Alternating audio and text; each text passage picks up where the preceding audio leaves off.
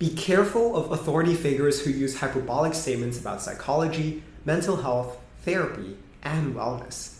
If they speak in absolutes, like therapy is only for serious mental illnesses, and make black and white statements like, if you don't do this, then your mental health will suffer, that's kind of a problem.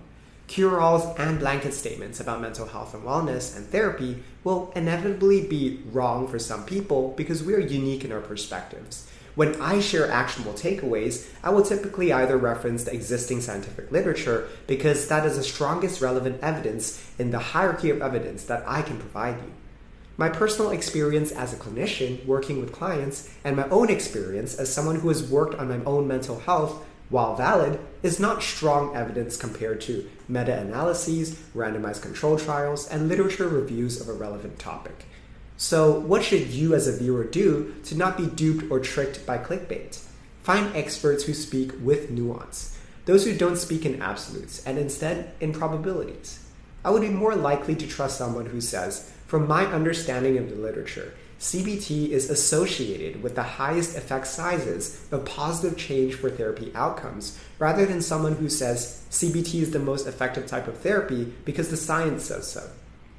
Also, contrary to our intuition, it's better for someone to be quick to change their mind when presented with adequate evidence that their perspective might be wrong. If someone digs in their heels when challenged with strong evidence, that actually suggests that they're emotionally attached to their perspective rather than basing it on existing evidence. Finally, as a licensed professional myself, I would avoid those who lean on their professional title as the evidence for their perspective.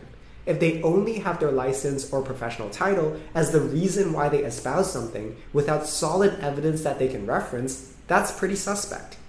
To recap, try to avoid those who speak in absolutes, use black and white arguments and hyperbolic statements.